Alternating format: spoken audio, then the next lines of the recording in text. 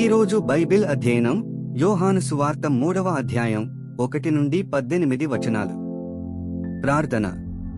ప్రియమైన దేవా, మేము మీ వాక్యాన్ని చదివినప్పుడు మా మనస్సులను పునరుద్ధరించి మాకు అవగాహన కల్పించండి. మీరు మా సమయాన్ని ఆశీర్వదించి మీకు దగ్గరగా రావడానికి మాకు సహాయం చేయండి. యేసు నామంలో ఆమెన్. యోహాను సువార్త 3వ అధ్యాయం. యూదులధికారి అయిన నీకోదేమను పరిసయ్యుడొకడుండెను.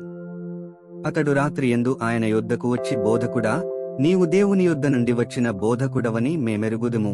దేవుడతనికి తోడైయుంటేనే గాని నీవు చేయుచున్న సూచక క్రియలను ఎవడును చేయలేడని ఆయనతో చెప్పెను. అందుకు యేసు, అతనితో ఒకడు క్రొత్తగా జన్మించితేనే కాని అతడు దేవుని రాజ్యమును చూడలేడని నీతో నిశ్చయముగా చెప్పుచున్నానెను. అందుకు నీకోదేము, ముసలివాడైన మనుష్యుడేలాగు జన్మింపగలడు? రెండవ మారు తల్లి గర్భమందు ప్రవేశించి జన్మింపగలడా అని ఆయనను అడుగగా, యేసు ఇట్లనెను, ఒకడు నీటి మూలముగాను ఆత్మ మూలముగాను జన్మించితేనే గాని దేవుని రాజ్యములో ప్రవేశింపలేడని నీతో నిశ్చయముగా చెప్పుచున్నాను. శరీర మూలముగా జన్మించినది శరీరమును, ఆత్మ మూలముగా జన్మించినది ఆత్మయునయున్నది. మీరు క్రొత్తగా జన్మింపవలెనని నేను నీతో చెప్పినందుకు ఆశ్చర్యపడవద్దు.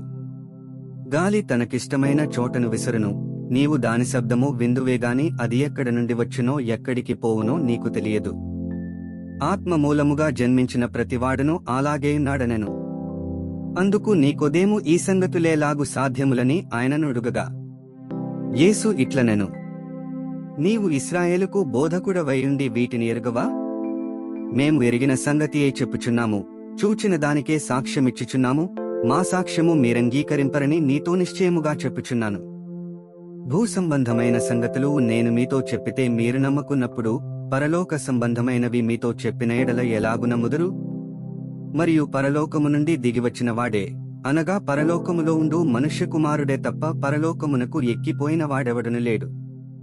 అరణ్యములో మోషే సర్పమును ఎలాగు ఎత్తెనో అలాగే విశ్వసించు ప్రతి వాడును నశింపక ఆయన ద్వారా నిత్య జీవము పొందినట్లు మనుష్యకుమారుడు ఎత్తబడవలెను.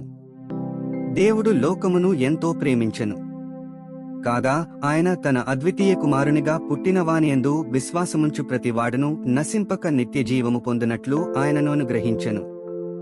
లోకము తన కుమారుని ద్వారా రక్షణ పొందుటకే గాని లోకమునకు తీర్పు తీర్చుటకు దేవుడాయనను లోకములోనికి పంపలేదు. ఆయన యందు విశ్వాసముంచువానికి తీర్పు తీర్చబడదు. విశ్వసింపనివాడు దేవుని అద్వితీయ కుమారుని నామమందు విశ్వాసముంచలేదు గనుక వానికి ఇంతకు మునుపే తీర్పు తీర్చబడెను. 18 వచనాలు చదివియున్నాము. ముగింపు ప్రార్థన. సర్వశక్తిమంతుడైన దేవా, నీవే మార్గము, సత్యము మరియు జీవము. చదివిన వాక్యాన్ని మీ కృప ద్వారా మా హృదయాలలో ఉంచుకుని మా జీవితంలో అన్వయించుకోవడానికి మాకు సహాయం చేయండి. ఆమెన్.